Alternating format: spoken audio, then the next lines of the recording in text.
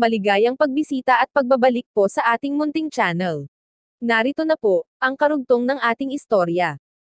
Ika-372 na kabanata. Ang lahat ay dapat magbayad. Hinahanap niyo ba ako?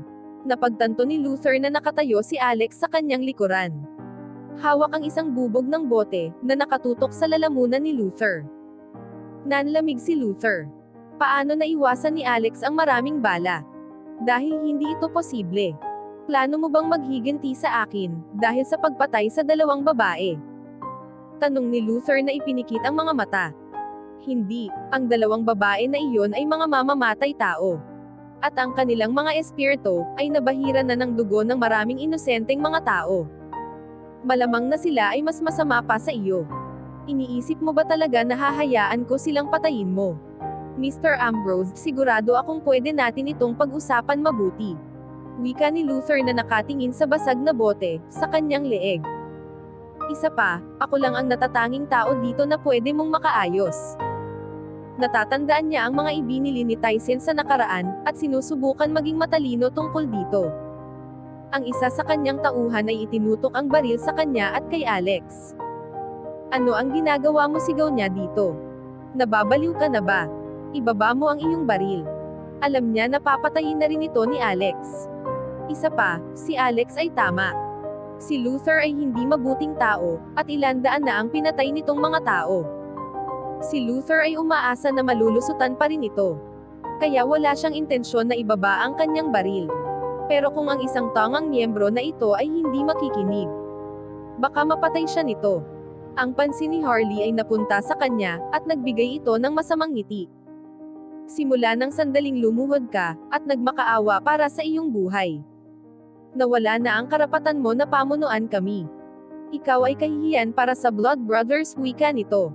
Kung babalik kami na ikaw ang in charge, papatayin kaming lahat ni Tyson.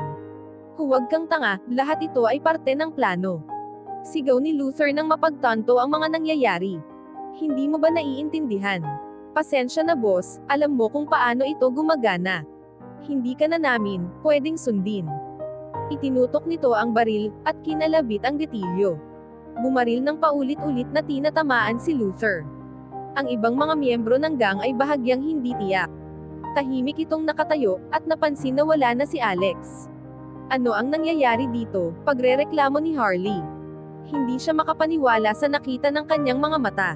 Paano ito nagagawa ni Alex? Nakakabinging katahimikan. Kaya ko kayong patayin isa-isa, at hindi nyo ako makikitang paparating, wika nito na nakangiti sa kanila. Ito na lang ang nag-iisa ninyong pagkakataon, sige lang barilin nyo ako. Ibinuka nito ang kanyang mga braso. Ang mga miyembro ng gang ay bahagyang natatakot. Pero sila rin ay galit. Kaya itinaas nila ang kanilang mga sandata at nagpaputok. Muli, naiwasan ni Alex ang matamaan. Pero sa pagkakataon ngayon, sa halip na mawala, siya ay lumusab sa mga ito. Ang kanyang bilis sa kwarto ay kinuha ang mga armas nito, ng isang pagkakataon. Pagkatapos ay umatras at tumingin sa mga lalaki. Ang mga lalaki ay tumingin sa paligid, nabigla, at nawala ang kanilang mga baril. Walang naglakas ng loob magsalita. Ang iba sa kanila ay kinamot ang kanilang mga braso. Maliwanag na nakaramdam ng puwersahan na pagkuha ng kanilang sandata. Lahat sila ay napagtanto na wala silang laban kay Alex. At ang kanilang misyon ay ganap na nabigo. Nanalo ka na, pasigaw na sabi ni Harley. Pero pumirma ka na sa iyong death warrant. Simula sa araw na ito, hanggang sa mga susunod, ikaw ay kalaban na ng Blood Brothers. At hindi mo na malalaman ang katahimikan. Hindi kami hihinto hanggat hindi ka namin napapatay. Ganoon ba? Tanong ni Alex na tumaas ang kilay. Pinagbabantaan mo ba ako? Alam mong pwede kong hayaan ang miserable mong buhay. Pero ngayon nagbago na ang isip ko. Ngumiti siya, ang lahat ng mga miyembro na ito, ay pare-pareho. Kahit sila ay natatalo na patuloy pa rin sila sa pag-arte na malakas. Si Alex ay tumingin sa kanila. Hindi ba kayo hihingi sa akin ng awa katulad ng ginawa ni Luther? Tanong niya sa mga ito. Ang lahat ay nanatiling tahimik. Kung ganoon lahat kayo ay mamamatay ng magkakasama, wika ni Alex. Sandali, sigaw ng isang lalaki, na itinaas ang isang kamay. Pakiusap, maawa ka sa aking buhay. Tumango si Alex at lumakad palapit dito. Sinuntok niya ang lalaki, at namilipit ito. Pwede ka maging mensahero ko, wika ni Alex. Umalis ka na at sabihin sa Blood Brothers ang mga nangyari dito. Napalunok ang lalaki, maliwanag na natatakot. Itinulak ito ni Alex, takbo. At huwag ka nang babalik muli dito. Halos matumba ang lalaki palabas ng kwarto, mabilis na kumilos palabas sa abot ng kanyang makakaya. Ang ibang mga lalaki ay tumawa, habang pinapanood nila itong naihi. Habang ang iba ay nakangisi at inalipusta. Bumaling si Alex upang harapin ang mga ito. Ang kanyang ekspresyon ay kalmado. Ang kahit sino na gustong manakit ng tao. Siya ay nagmamalasakit, at dapat maparusahan. Kahit na ang lalaking hinayaan niya makatakas, ang buhay nito ay nanghihiram na lang ng oras. Hinayaan lang ni Alex mabuhay ang lalaki upang mag-report kay Tyson. Tumingin siya sa paligid ng kwarto at nagtrabaho. Pinagbayad ang lahat ng miyembro ng gang. Laking pasasalamat niya, dahil ang ingay sa kwarto ay hindi maririnig sa labas. Kaya walang pupunta upang mag-imbestiga.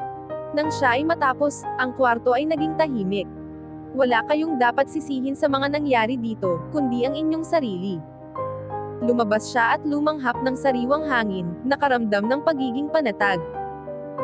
Pagkatapos umalis ni Alex, si Art Stedman ay nagpadala ng mga tao upang linisin ang kwarto. Ginawa na parang walang nangyari. Si Art ay nagpadala ng 2 magandang babae upang habulin si Luther. Umaasa siya na mahuhuli itong buhay, at iimbestigahan upang madiskubre kung paano namatay ang kanyang anak. Sa nakaraan si Art ay naghinala na ang Blood Brothers ang pumatay sa kanyang anak. Pero ngayon ang suspetsya niya, ay si Alex at ang pamilya Clifton, ang pumatay sa kanyang anak. Hanggang dito na lang po muna. Maraming salamat po sa pakikinig. Pwede po bang humingi ng subscribe? Bilang pagsuporta sa ating munting channel. Hanggang sa susunod po muli. Stay safe and God bless.